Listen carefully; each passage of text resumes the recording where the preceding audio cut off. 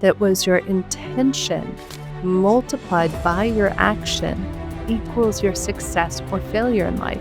For me, great leaders are consciously aware in their deeper listening and there to be of service. I personally am so excited to step into this 168-hour audit and really find out where my time is going, not going, how it is being used, and in what category, right? So red, yellow, green. That's beautiful, and that also would, of course, translate directly into, you've run numerous companies all over the world, and your company right now, that you're Optimatch is amazing. It's about fostering these high trust relationships, right? So for you, what makes a connection truly meaningful for you? And also, how do you use technology to help you do that? Great question. I'm actually speaking at a business school in 2 weeks. I was just talking with the professor in business school about what I'm going to be teaching to the students on this topic. It's my favorite topic. So let's talk about human connection. There's actually a really cool technique that a friend of mine, Randy, introduced me to called the +2 concept. Have you ever heard of it? Did I share this with you on one of our calls, Nick? No, no, plus two concept. All right, so here's how it goes. It was a mutual friend of Randy's and I's that first came up with this technique, Mark, who his wife commented to him one day. She's like, honey, you're exhausted. You're no fun to be around. You're not good with our kid on these days. What's happening for you on Thursdays? So going back to like looking at your time, there's actually a theme that's emerging here. Mark looked at his calendar and he's like, huh, what's going on? What's happening on Thursday? And sure enough, there it was, Nate. Every Thursday, he had a client who was draining his energy, just leaving him feeling completely depleted. So he had nothing left to give to his wife or his child. So fast forward, he kind of shares this with Randy. Randy shares that with me. It's kind of this concept that's gone viral among those of us who like connect with people because I'm on about 50 calls at least a week, meet thousands of people every year. And, you want to look at where are we investing our time? Is it with people who expand our energy or contract our energy? So Randy introduced me to this concept that Mark Craig called the +2, where it's that after every call, Nate, we analyze our energy and we ask, is it +2 times? Like when you and I get off a call, it's like, ooh, my energy is 2 times bigger than it was. It's not a judgment of the person. I want to be so clear about this. It's a judgment of your energy post the call. +2s is what we call the people who we feel the highest vibration, frequency, and alignment with. +1s is like, ooh, okay, that was a taste of the person. I like them. I want to do a second call. I want to see if there's more there. So you're willing to kind of move the conversation forward. 0 is just what it sounds like. It's net zero. You've almost forgotten the person after you've gotten off the call. There's just like no net energy loss or given. And then -1 is there was a little bit of a taking energy. Maybe the person was monologuing the whole call. Maybe they were trying to take energy or, complaining a lot and zapping you. That might be a -1. A -2 is I will never engage with that person again. My energy was completely tanked after the call. It means that maybe there was some serious taking energy. Maybe there was some aggression going on, whatever that might look like, and you only respond to that person again after email. What's been fascinating is having this technology called OptiMatch, om.app. Anybody can try it. It's om.app/survey. And you can try and find out how you're motivated. Well, what's been fun is because I have this technology that can literally measure people's motivators and measure how aligned or misaligned or psychologically safe people are going to feel. What's been so much fun for me, Nate, is looking at who I consider a +2. So every day I meet anywhere from 10 to 15 people probably a day.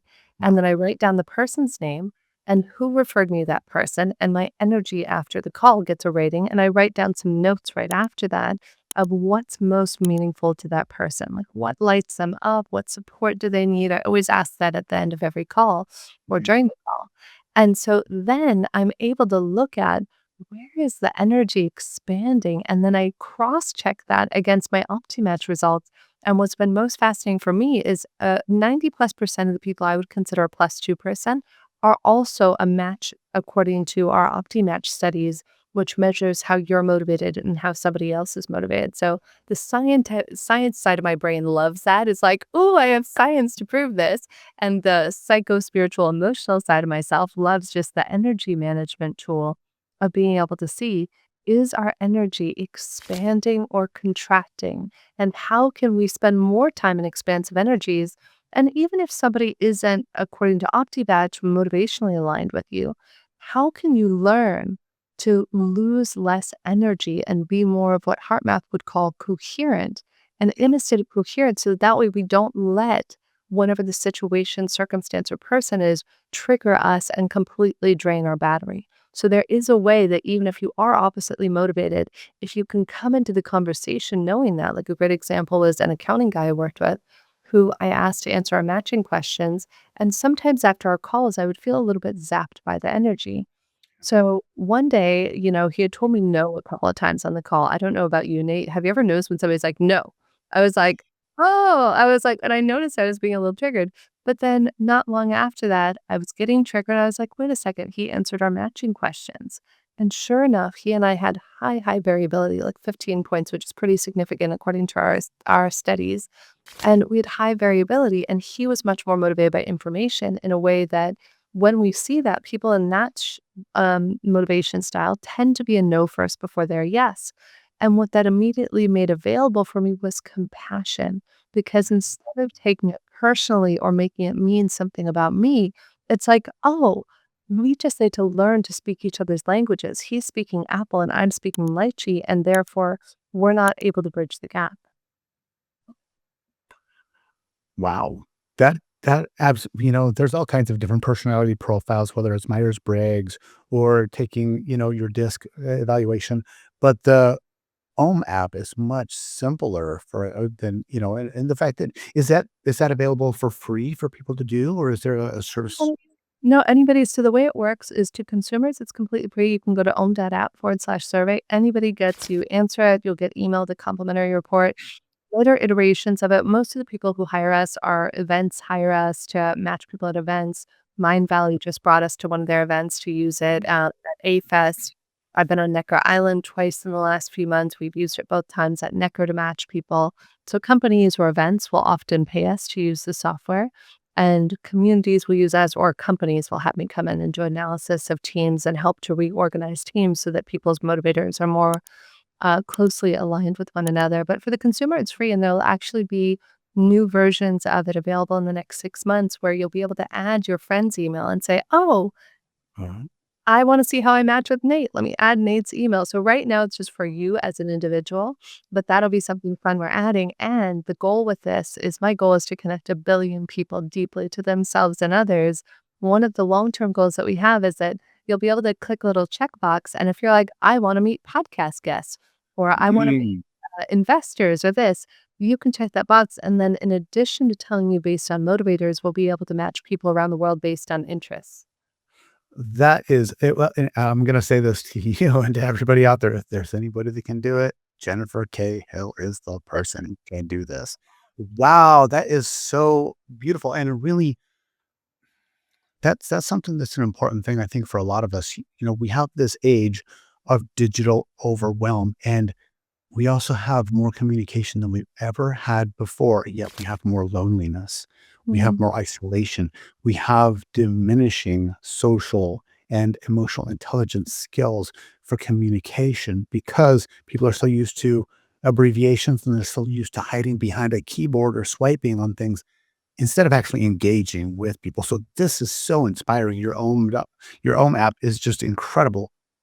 So for you, though, when you look at this, how do you think, besides the Om app, that we can create more like deeper, intentional, heartfelt connections with people when there's a lot of things that are pulling us apart in the guise of putting us together? Yeah, it's a great question, Nate, and it's a lot of what I teach master classes on. You can find a free master class I just offered on Jennifer K. Hill on YouTube, and it was all about how do we super connect to ourselves, others, and our purpose. And that's what I call the golden triangle of connection. So, what that looks like is our connection to ourselves allows for our connection to others, which allows for our connection to purpose up here at the top. And where I find that we're seeing this house of cards falling down, which is causing this loneliness epidemic globally right now, is that we're missing that connection to self.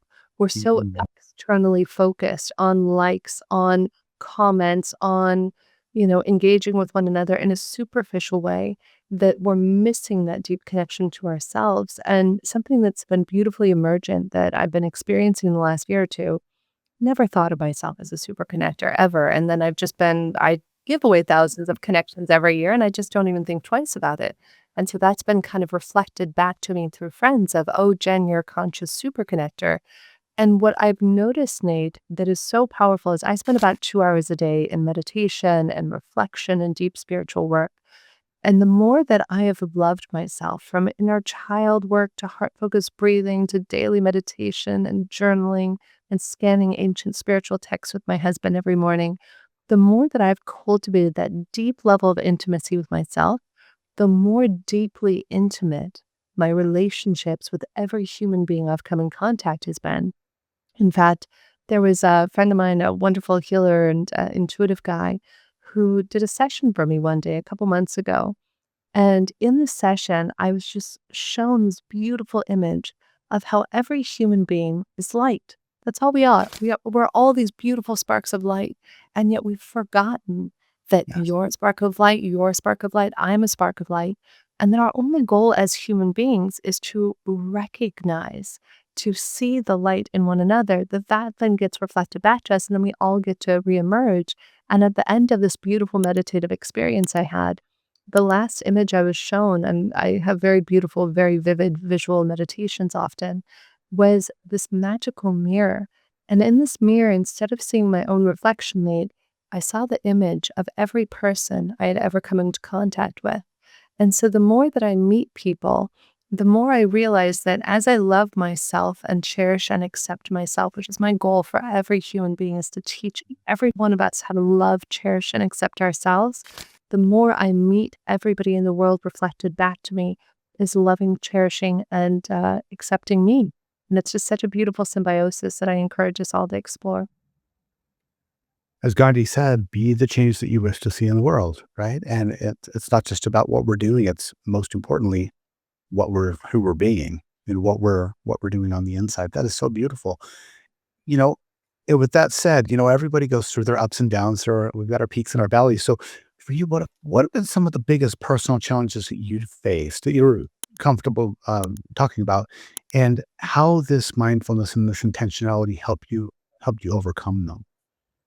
Yeah, it's a great question. So, in building my first company, it was completely self-funded, and it was completely self-funded. We exited it in 2018, and I'll start with some obstacles with that one, and then I'll move into recent obstacles and things. And it's only an obstacle if we really look at it as one. I look at it more often than that as an opportunity. One of the greatest opportunities I had, and mistakes I would say I made, but it was a good learning experience, was I had a second in command. I had two amazing team members who I'd worked with for many years at my old company. And when I was going through the acquisition process of the first company, I didn't loop them in because legally I wasn't allowed to. It's like our legal team said you can't tell anybody because they weren't the shareholders. So I didn't have any rights to tell them. However, I'll always remember the day, like, we had just come off the back end of the most spectacular trip ever. We had an amazing team. I'd set all these goals that had never been met before. I was like, yeah, if you hit this goal, we're going to go to Vegas. If you hit this goal, I'm going to take us to a show in Vegas. If you hit this goal, I'll fly us on a private jet to Vegas. And literally right before the acquisition, the team just blew it up. They hit every single goal. So we're coming off the back end of like the most spectacular team trip you've ever imagined. And then I have to tell them we're getting acquired 3 weeks later, and I didn't tell the VP who I worked closely with. I didn't give her notice. She found out with the rest of the team, and she was really hurt by that, and I can see where I could have handled it better. Even though legally I was not in an ability to share it with her before, I could have pulled her aside before the meeting, had a powwow, collaborated with her, and moved forward. So that was definitely a great learning opportunity for me. In the current company, one of the greatest things I've been having opportunities for growth in is fundraising. There have just been life happens. Mhm. Sometimes you have certain things happen where you pivot the company. I remember the first time I ever pitched an investor, we originally had a marketplace of 100 therapists and coaches from around the world. And that's how we began testing OptiMatch and got to an 87% satisfaction rate in 2021, I think it was. And the first time I ever went to pitch an investor, he's like, I don't give a crap about your marketplace. Literally, first time I'd ever pitched in my life. And it was a public pitch. And he's like, I don't give a crap about it. But what you should do is white label this and make it available to all of humanity if you're as good of a matchmaker as you say. So, as painful as that was to hear, that's what set us down the path of then, oh, okay, well, now let's go build the software, which is what we've been doing. Though, sometimes you have investors who come in and life happens. They don't get their investment money in the time you expect. And so it's all just about being in a flow state. Anytime before I'm about to do a deal, whether it's an investment deal, a new client, any sort of big life choice I'm making, I always say, universe, if it's in my highest and best good, their highest and best good, and humanity's highest and best good, please let this deal go through.